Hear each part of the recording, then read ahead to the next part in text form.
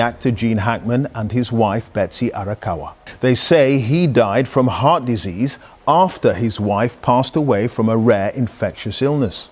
There are stories that glide just beneath the surface of Hollywood's glossy reputation, concealed by the glamour and fame that saturate everyday headlines. Today, we bring you a narrative that shatters the usual illusions, the confounding demise of actor Gene Hackman and his wife, Betsy Arakawa.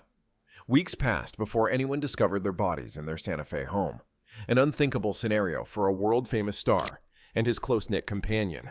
Yet, the strangest twist isn't merely that they vanished without notice. It's the unsettling chain of clues left behind, prompting many to question whether their untimely ends were truly natural or part of a grand design. Was it simply fate, or were darker forces at play? This is more than a classic Hollywood tragedy. It's a puzzle strewn with anomalies, contradictions, and perplexing details. Investigators uncovered bizarre evidence that pointed in increasingly suspicious directions. Then the spotlight fell on Gene's daughter, Leslie Anne Hackman, whose behavior and financial maneuvers were anything but straightforward. Brace yourself for the astonishing developments that follow. From pacemaker data revealing the exact time his heart gave out to the eerie footage captured on security cameras, each discovery forced everyone to reconsider what they believed about this case. If you're ready to dive into one of the most intricate, mystifying Hollywood stories you'll ever hear, keep watching. We'll walk you through the rumors, hidden motives, and newly exposed secrets that connect every unlikely piece of this puzzle. No matter which theory you find most convincing, one fact remains. The truth, or at least what we assume it to be, is far more elusive than anyone expected. Let's begin with the moment that shattered Hollywood's veneer of normalcy, the day the authorities arrived at Gene Hackman's home. Even in a neighborhood known for grand adobe houses and wide-open desert skies, the sight of a front door left slightly ajar was peculiar enough for a concerned neighbor to call the police. Simple well-being checks happen every day, often ending with nothing more than a friendly reassurance that all is fine. But on this particular Wednesday, the silence that emanated from the Hackman residence was an omen of something far more sinister. The officers stepped into a dim, stagnant environment. At first glance, the house looked almost undisturbed. No smashed windows, no trashed furniture, just a layer of stillness and the faint odor that hinted at neglect. Stacks of mail piled at the threshold, some dated several weeks back. The air inside carried a musty, unmoving heaviness, as though time itself had fled. Gene Hackman's body was the first they found near the kitchen. He was slumped in an odd pose, sunglasses left on the tile floor next to him. There was no obvious sign of violence, no blood, no harsh injuries. Yet the angle of his limbs and the location of personal items appeared oddly staged. Even more unsettling was the discovery of Betsy Arakawa's remains in the bathroom. The faucets were off, yet a thin film of residue suggested that water had once been standing or running at some point. Pills were scattered on the countertop, but the labels gave no immediate explanation of what might have happened. Strangely, two of the couple's dogs seemed mostly healthy, trotting about in confusion, while a third dog was found dead in its crate, a contradiction that seemed to mirror the entire scene. No forced entry points appeared anywhere, no windows were shattered, and no alarms had been triggered. This was no typical crime scene, yet everything about it felt profoundly wrong. As investigators combed through each room, they noted how decomposition had already begun, though it was slowed by the region's dry climate. Whatever had happened, it clearly dated back at least a week, if not more. News of Gene Hackman's passing rocked the entertainment world. Social media buzzed with questions like, how did a renowned actor, with a life under constant scrutiny, end up unnoticed in his own home for so long? That question would soon find partial answers from an unexpected source, Hackman's own heart device. Gene Hackman had a known history of cardiac issues, which led his physicians to install a pacemaker. As it turns out, these devices can do more than sustain a heartbeat. They also record data that can indicate the exact moment the heart's activity ceased. Investigators quickly accessed the pacemaker's memory, hoping for a clue to narrow down the timeline of death. The results were both enlightening and chilling. According to the pacemaker logs, Gene's heart likely stopped on February 17th. That date was critical because it placed his final day at least 9 days before anyone alerted the authorities. If he had died on February 17th, how could Betsy have also lost her life without making a single phone call or stepping foot outside? Or was she even alive at all after that date? Digging through phone records, The police discovered that no calls or messages were sent from Gene or Betsy's phones after February 17th. No credit card transactions, no bank logins, virtually no digital footprint. For a Hollywood figure like Hackman, who maintained a steady routine of dog walks, mail collection, and frequent conversations with fans and acquaintances, this sudden drop-off was baffling. But that wasn't the only piece of the puzzle. Local security cameras near the property captured images of an unfamiliar car parked outside the Hackman home for long stretches at odd hours. While that car never officially entered the driveway, its mere presence on the curb looked suspicious. Movement sensors inside the home recorded brief patterns at strange intervals, a few minutes here and there. Yet the front or back doors were never reported to have opened, at least not according to the logs.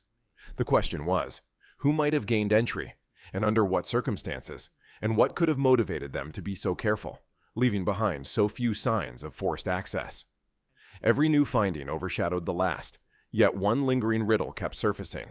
Why did no one in the Hackman circle, especially family, notice anything amiss? Evidence can sometimes be subtle, overshadowed by the sensational. At first glance, one might assume that Gene suffered a sudden heart failure, while Betsy, for reasons unknown, collapsed separately. Yet as investigators retraced the couple's final days, they found numerous points of contradiction. In normal circumstances, if Gene had experienced a severe cardiac event, Betsy would presumably have rushed to call 911 or neighbors for help. Instead, she was found in a completely different part of the house, with no indication she attempted any rescue. Could she have been incapacitated by an illness herself, or was she blocked from making that call? Further complicating matters was the presence of the dead dog in a crate. A meticulously cared-for pet doesn't just die overnight from neglect, especially with two other dogs in relatively good shape. Was this canine's death accidental, or did it hint that someone specifically targeted it, perhaps to prevent barking from alerting neighbors? If so, why only one dog? Adding to the confusion, the door was left ever so slightly open, as though someone needed just enough ventilation, or a subtle warning to future visitors that something was awry. Investigators were also unsettled by the condition of the interior. No broken dishes, no signs of rummaging, no scattered valuables. Everything was intact, as if arranged to appear normal at a glance, but the illusions crumbled under scrutiny. Neighbors reported seeing lights go on and off at odd times, though they wrote it off as a quirk of the household until the day that front door stood ajar. No single piece of evidence confirmed wrongdoing, but all combined, the puzzle demanded answers. A thorough analysis of phone records and financial statements cast a new suspect into the spotlight: Gene's daughter, Leslie Ann. She would soon become the center of a tangled investigation that spanned from the couple's living room all the way to hidden legal papers. The perplexity grew when investigators tried to corroborate Leslie Ann's statements about her father's final weeks. She declared she had spoken to him only days before his death, and that he sounded perfectly healthy. Yet phone records and texting logs showed no contact between them for over a month. Additionally, Leslie Ann mentioned being concerned enough about her father's welfare that she was planning a visit. Yet nobody in the Hackman household or Gene's close circle recalled her scheduling any such trip. As puzzling as these discrepancies were, they paled in comparison to the suspicious movement of finances uncovered by forensic accountants. Even before local law enforcement had officially declared Gene Hackman deceased, Leslie Ann was engaged in estate-related inquiries. She had already met with legal advisors, asked pointed questions about inheritance statutes, and even initiated changes to certain documents. Some might call it foresight. Others saw it as a sign she already knew her father was no longer alive. Digging deeper, investigators found a string of anomalies in Leslie Ann's bank statements. Days before the authorities arrived at the Santa Fe home, she appeared to be shifting funds from accounts potentially linked to her father's assets into accounts under her own name.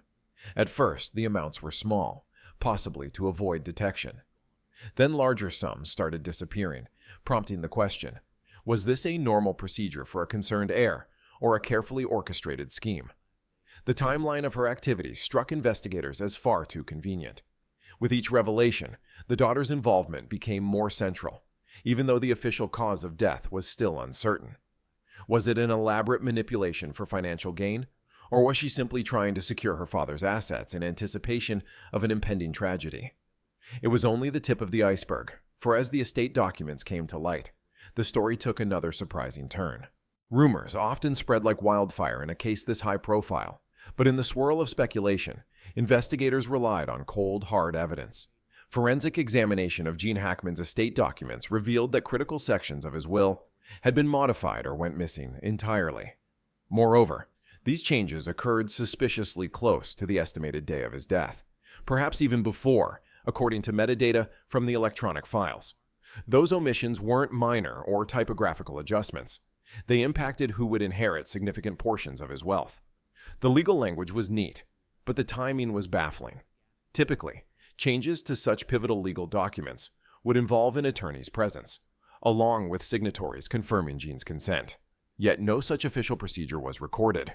Instead, digital footprints led back to Leslie Ann, who apparently had accessed relevant files during a period in which her father had already been unresponsive, or worse. At the core of these changes was a reallocation of substantial assets, properties, investments, and possible royalties from Gene's illustrious Hollywood career. Some watchers initially wondered whether Betsy Arakawa, as Gene's spouse, had played a role in any suspicious activity. However, there was no evidence of an attempt on her part to alter paperwork or gain financially on her own. If anything, her own finances remained untouched, which was peculiar given her presumably mutual control of household matters. Tensions escalated when a thorough search uncovered incomplete or blank pages where final instructions should have been. Though the documents were official in format, it looked as if someone had either removed or replaced them. Leslie Ann's responses to these revelations were contradictory at best. On the one hand, she denied tampering with anything. On the other, her lawyers insisted she was only acting on her father's verbal directions, which curiously had no witness accounts or written records. All these details would have been unsettling in any inheritance dispute. Combined with the sudden, unexplained deaths of Gene and Betsy, they cast an ominous shadow over Leslie Ann's motivations. Yet the perplexities of inheritance hardly answered the bigger question: what truly caused the couple's deaths? An autopsy can serve as a beacon in the murky realm of unanswered questions, but in this case, it only added more intrigue. Toxicology reports showed no presence of lethal substances, no carbon monoxide infiltration, no evidence that either Gene or Betsy had OD'd on prescription pills. Both bodies were relatively free of toxins that could point to a conventional homicide. However, the examiners noted an abnormal absence of medication that Gene needed to manage his heart condition. He was known to regularly take these crucial pills, and his medical history indicated he'd recently refilled his prescription. Yet not a single one of those pills was found in the entire house. Investigators theorized that a lack of medication, especially if withheld intentionally, could exacerbate any underlying heart troubles, leading to a slow, untraceable decline. No bruises, no direct confrontation, just an inevitable shutting down of organs. That possibility clashed with the presence of scattered pills belonging to Betsy, though none were in concentrations that would cause immediate collapse. Curiously, most of her prescriptions were still full, as if she hadn't been taking them. Did she neglect her own treatments for reasons unknown, or did something, or someone, prevent her from doing so? What began as a horrifying but seemingly straightforward scenario had spiraled into a labyrinth of unanswered questions. The dryness of the Santa Fe air had preserved the bodies to a degree, masking many typical indicators of foul play. So if an external agent were involved, they might have hidden their tracks with chilling proficiency. On the other hand, if this was a cruel twist of health complications, the financial tampering still stood out like a glaring sign of opportunism. The moment the public discovered that Gene Hackman's estate was locked in a messy legal dispute, shockwaves rippled through social media and fan communities. How could an actor beloved for decades be subjected to post-mortem drama on this scale? Yet for those inside the law enforcement bubble, the estate battle was a natural consequence of the red flags tied to Leslie Ann's actions. After the official autopsies failed to yield a clear-cut cause of death, the conversation turned to motive. If Leslie Ann genuinely believed her father was about to pass away, either from a known illness or other circumstances, she might have taken steps to secure her inheritance prematurely. But the large-scale money transfers hinted at something more malicious. Investigators suspected these transactions were designed to hide or launder assets. The public waited with bated breath, torn between heartbreak and outrage, as more allegations piled up. Tampering with official paperwork, forging signatures, erasing digital footprints. In parallel, independent lawyers contested the authenticity of the revised will. Some friends of Gene publicly shared that he would never cut out other family members or distort his existing plan so drastically. Others insisted that Leslie Ann was always his favorite, which might explain an inheritance shift. The debate devolved into a swirling rumor mill that overshadowed the real tragedy: the abrupt, uncanny deaths of Gene Hackman and Betsy Arakawa. At this stage, the official stance was still death not determined, leaving room for speculation of everything from an elaborate plan to cover up wrongdoing, to a cunningly disguised homicide by withholding medical care. All that was certain was that the legal complexities were about to escalate, and at the center stood Leslie Ann, facing mounting suspicion. Law enforcement concluded there was only one way to find the full truth: round-the-clock observation of the daughter's every move. The unveiling of 24-hour surveillance on Leslie Ann became the turning point. Police scrutinized her phone calls, emails, financial transfers, and personal interactions. What they uncovered was staggering enough to bring the entire case into focus, even as the rest of the world believed Gene Hackman might be alive, albeit reclusive. Leslie Ann's communications suggested she was 100% certain of his death. She actively engaged in estate planning discussions, telling associates it was only a matter of time before the process became official. Investigators found logs of phone calls to offshore banks, references to restructuring funds, and coded language that made it obvious these deals were meant to evade detection. The precise timing of these activities correlated too well with what the pacemaker data had indicated was Gene's final day. No random coincidence could line up so neatly. This was a carefully orchestrated plan, set in motion even before the public or other family members had any inkling something was wrong. The final nail in the coffin arrived when newly analyzed digital forensics showed email conversations between Leslie Ann and a local law firm, dated exactly on February 17th, hours after Gene's pacemaker recorded its last beat. The content: a discussion about expediting inheritance clauses and fast-tracking probate. Given that no one outside the house could have known the exact time Gene's heart stopped, it strongly pointed to prior knowledge. Following her arrest, the prosecution wasted no time building a comprehensive case. Leslie Ann faced multiple charges, including financial fraud, obstruction of justice, and suspicious behavior indicative of deeper wrongdoing. Although the official narrative leaned toward the possibility that Gene and Betsy both died under medically related circumstances, the existence of withheld medication and the manipulations around estate documents suggested a more sinister dimension. Some observers believed Leslie Ann had orchestrated the entire event, possibly ensuring Gene never received vital heart medication, and that Betsy was incapacitated by her own neglected treatments.